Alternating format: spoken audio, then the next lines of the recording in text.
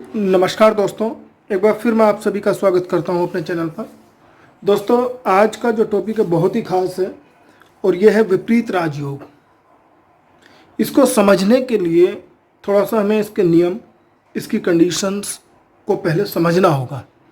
दोस्तों देखिए, ये मैंने एक चार्ट बनाया हुआ है और इसमें अगर आप देखेंगे घरों की स्थिति दी हुई है 1 2 3 4 5 6 7 8 9 10 11 12। ये 12 घर हैं। 12 घरों के बारे में हम बहुत पहले चर्चा कर चुके हैं और बार बार मैं अपने हर एक वीडियो में ये आपको बताता रहता हूँ। देखिए दोस्तों, ये छठा घर है 6th हाउस, ये 8th हाउस है और ये 12th हाउस है। इनको त्रिक भाव भी बोलते हैं, यानी जो 6 8 12 घर हैं इनको त्रिक भाव बोलते हैं, इनको अच्छा नहीं बोलते। अब सबसे बड़ी चीज़ ये है कि 6 8 12 के स्वामी अगर 6 8 12 में ही बैठ जाए, ध्यान दीजिएगा, 6 8 12 के स्वामी अगर 6 8 12 में ही बैठ जाते हैं तो उस समय ये विपरीत राजयोग की कंडीशन होगी। विपरीत राजयोग का मतलब यह है कि दोस्तों, जहां वो ग्रह बैठा होगा 6 8 12 में कहीं भी, उससे रिलेटेड जो भी पहले कंडीशंस होंगी जो विपरीत होंगी उस मनुष्य जातक के प्रति, पहले तो वो कंडीशन होंगी ही। लेकिन राजयोग का मतलब यह है कि उन कंडीशन से जीतते हुए वो आदमी बिल्कुल बाहर आ जाएगा और वो एक राजा की तरह उन परिस्थितियों से लड़ करके, इन पर विजय पा करके अपना जीवन यापन करेगा। इसका मतलब क्या है कि जैसे राजा लड़ाई को लड़ता है उस तरीके से इन परिस्थितियों से लड़ते हुए वो बाहर आएगा और एक अच्छा इंसान या अच्छा जातक माना जाएगा। अब हम दोस्तों इसके नियम की बात करते हैं। सबसे पहली बात यह है कि जो लग्नेश है ये हमारा बलवान होना चाहिए अगर विपरीत राजयोग की कंडीशन हमें फॉलो करनी है, सबसे पहला। दूसरी चीज, लग्नेश कभी भी नीच का नहीं होना चाहिए। बस समझ लें, लग्नेश कभी भी नीच का नहीं होना चाहिए। मैं अभी एग्जाम्पल लेकर के आपको बताऊंगा, एक कुंडली लेकर के। उसके बाद हम बात करते हैं लग्नेश की डिग्री 0 से लेकर के 6 तक के बीच की है अगर, और इधर 24 से 30 के बीच की है, तो उस केस में भी ये विपरीत राजयोग की परिस्थिति नहीं बनेगी और लग्नेश इस केस में जो है थोड़ा सा निर्बल होगा। तो ऐसे केस में आप क्या करें, अगर लग्नेश इस तरीके से वीक है तो उसका आप रतन जरूर पहन लें। लग्नेश चूंकि हमेशा कारक होता है, ठीक है। तो हमने सबसे पहली बात क्या बताई है कि लग्नेश हमेशा बलवान होना चाहिए, नीच का नहीं होना चाहिए। दूसरा, लग्नेश कभी भी 6 8 12 में ना बैठा हो। लग्नेश अगर 6 8 12 में बैठ गया तो विपरीत राजयोग की कंडीशन वहीं खत्म हो जाएगी। लग्नेश की डिग्री अगर 0 से 6 के बीच में है या उधर 25 से 30 के बीच में है तो उस समय आप रत्न पहना करके उस लग्नेश की डिग्री को बढ़ा सकते हैं, तब विपरीत राजयोग की कंडीशन फॉलो होगी। और सबसे बड़ी चीज यह है कि 6 8 12 का जो भी स्वामी होगा, जो बैठा हुआ होगा, वो 6 8 12 में कहीं नीच ना हो। आप बात समझ रहे हैं, कहीं नीच ना हो। अगर वो नीच हो जाता है तो उस पर्टिकुलर हाउस में विपरीत राजयोग की कंडीशन फॉलो नहीं होगी जहां वो नीच का हो रहा है, ठीक है। अब मैं एक एग्जाम्पल लेकर के आपको बताता हूं कि किस तरीके से हम इन चीजों को समझेंगे। जैसे मैं आपके सामने ये सिंह लगन की एक कुंडली ले लेता हूं। सिंह लगन की इस कुंडली में आप ध्यान दीजिएगा, ये यहाँ पर जो त्रिक भाव 6वें भाव में कौन बैठा हुआ है जी, इसके मालिक कौन है इस घर के? शनि। 6th हाउस के स्वामी। 8th हाउस के स्वामी कौन है? ये है बृहस्पति। और 12th हाउस के स्वामी कौन है? बुध। अब हमें इन चीजों को थोड़ा सा समझना होगा। शनि, बृहस्पति और बुध, बार बार जो हाउस है, सॉरी, ये इसके स्वामी है चंद्रमा, क्योंकि ये कर्क राशि है। तो शनि, बृहस्पति और चंद्रमा ये यहाँ पर किसी भी घर में अगर बैठते हैं तो क्या इफेक्ट देंगे, तो आप देखिएगा। मैं एक एक ग्रह लेकर के आपको बताता हूँ। सपोज 6ठे घर के स्वामी ये शनि है, शनि यहाँ बैठ जाए, यहाँ बैठ जाए या यहाँ बैठ जाए, तो 6ठे घर का स्वामी अगर 6 8 12 में बैठ जाता है तो ये बनाएगा विपरीत हर्ष राजयोग, ठीक है। अगर 6ठे घर का स्वामी 6 8 12 में बैठता है तो ये क्या बनेगा? विपरीत लिख लीजिएगा, विपरीत हर्ष राजयोग।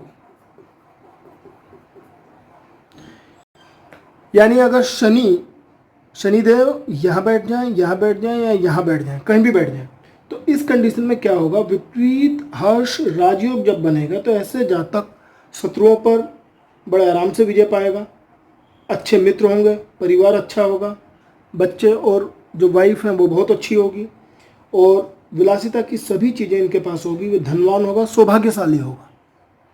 अगर छठे घर का स्वामी 6, 8, 12 में बैठ जाए तो कंडीशन मैंने पहले आपको बताई दी, लग्नेश बली हो, लग्नेश नीच का ना हो, लग्नेश की डिग्री कम ना हो। अब ऐसे ही हम 8वें घर के स्वामी की बात करते हैं। यहाँ पर 8वें घर के स्वामी कौन है जी, बृहस्पति देव है। थोड़ी देर के लिए मैं यहाँ बृहस्पति देव को बैठा देते हैं, यहाँ बैठ जाएं, यहाँ बैठ जाएं, यहाँ बैठ जाएं, ध्यान दीजिएगा।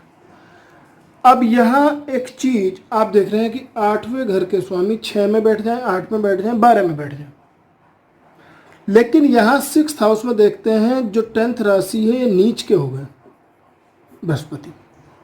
तो बृहस्पति के लिए अब कंडीशन क्या है, यहाँ बैठ सकते हैं और यहाँ बैठ सकते हैं, यहाँ नहीं बैठ सकते। छठे घर में बृहस्पति को नहीं बैठाना क्योंकि यहाँ नीच के हो जाएंगे। अब बात समझ गए। अगर ऐसा होता है, ध्यान दीजिएगा, अगर यहाँ ये बैठते हैं तो विपरीत राजयोग की कंडीशन उस केस में यहाँ पर इस घर में फॉलो नहीं होगी बृहस्पति के लिए।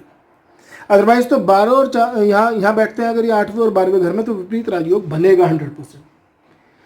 यहाँ पे क्या है कि नीच के उतने खराब फल तो नहीं देंगे, लेकिन नीच के फल तो वो देंगे ही देंगे। ध्यान दीजिएगा दोस्तों। तो दोस्तों क्या होगा, ऐसा व्यक्ति हर मुसीबत में मजबूत होगा, संघर्षों से आसानी से लड़ेगा, सफलता पाएगा, पैतृक संपत्ति मिलने के पूरे चांसेस होंगे ऐसे व्यक्ति को, और रिसर्च या गहरी खोज में जा सकता है। अब हम अगली बात करते हैं कि 12वें घर का जो स्वामी है, और इस राजयोग को जो हम बोलेंगे, जो 8वें घर में जो मैंने बोला है, ये बोला जाएगा विपरीत सरल राजयोग। सरल राजयोग, ठीक है, विपरीत सरल राजयोग। अब हम अगली बात करते हैं, अगर 12वें घर का स्वामी, 12वें घर का स्वामी कौन है जी, चंद्रमा। अगर चंद्रमा देवता यहाँ आ जाए, यहाँ आ जाए या यहाँ आ जाए, कहीं भी आ जाए, तो 12वें घर का स्वामी अगर 6, 8, 12 में कहीं भी जाता है तो उस केस में वो विपरीत विमल राजयोग बनाएगा। इसका मतलब क्या है, इसका मतलब ये है कि ऐसा जातक हमेशा स्वतंत्र विचारों का होगा, हमेशा खुश रहने की कोशिश करेगा, धन संग्रह करेगा, न्याय संगत बातें करेगा, और समाज में समाज के जो काम होंगे, सामाजिक कार्य जो होंगे, उनमें बढ़ चढ़ करके हिस्सा लेगा। विदेश जा सकता है ऐसा आदमी अगर इस तरीके की उसकी प्लेसमेंट है तो। देखिए दोस्तों, जब हम विपरीत राजयोग की बात करते हैं तो विपरीत राजयोग के समय हम कुछ 2-3 चीज़ों को और भी ध्यान देते हैं कि अगर हमारा 6, 8, 12 में बैठा हुआ ग्रह 2 खराब ग्रहों से पीड़ित है, अच्छा ग्रह है, खराब ग्रहों से लेकिन पीड़ित है बगल वाले घर से, तब भी वहाँ विपरीत राजयोग की कंडीशन फॉलो होगी, विपरीत राजयोग की कंडीशन वहाँ लगेगी। तो इन कुछ चीज़ें हैं ऐसी। वैसे तो कुछ लोग ये भी बोलते हैं कि तीसरे घर का भी अगर स्वामी, अगर हम 6, 8, 12 को लेते हैं तो 3, 6, 8, 12 को भी लेते हैं, लेकिन मेरा अपना मत यह है, जितनी भी कुंडली मैंने देखी है, जितना अध्ययन मैंने किया है, 6, 8, 12 ही घर पर ये विपरीत राजयोग की कंडीशन लागू होती है। उस समय 6, 8, 12 में कोई भी उसका जो घर का जो स्वामी है वो कहीं विपरीत राजयोग की जब कंडीशन फॉलो करते हैं तो वो नीच का ना हो। अगर वो नीच का होगा तो उस पर्टिकुलर हाउस में वहाँ वो राजयोग की कंडीशन लागू नहीं होगी।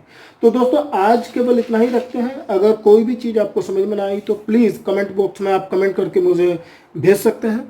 और मैं ये समझ रहा था कि ये जो कंडीशन के बारे में बहुत लोगों ने मेरे से पहले पूछा, तो मैंने सोचा कि आज क्यों ना ये ढंग से विस्तार से समझाया जाए और बताया जाए क्या इसके परिणाम होते हैं। दोस्तों अगर आप थोड़ा सा देखें भी, जो ये छठा घर है ये हमेशा कला का माना जाता है, ठीक है जी। अगर यहाँ विपरीत राजयोग की कंडीशन पड़ती है तो छठे घर में यहाँ बृहस्पति जिन लोगों का था, अमिताभ बच्चन, राज कपूर, किशोर कुमार, ये लोग जो है कला के क्षेत्र में आगे आए। अगर हम आठवें घर में अगर बुध और शुक्र आता है तो उस समय देखिए मनमोहन सिंह और पीवी नरसिम्हा राव की कुंडली आप देख लीजिएगा, उनके आठवें घर में यहाँ पर विपरीत राजयोग की कंडीशन बनी है। ऐसे ही हम और विपरीत राजयोग की कंडीशंस को कभी फिर चर्चा करेंगे और इस पे एलेबरेटली अलग अलग लगन के बारे में, विपरीत राजयोग की जो कंडीशंस होगी उसके बारे में मैं आगे से चर्चा करूंगा। आज का मेरा एम केवल यह था कि विपरीत राजयोग की सारी बातें आप समझ जाएं। तो इन्हीं शब्दों के साथ मैं अपनी वाणी को विराम दूंगा। जय गुरुदेव।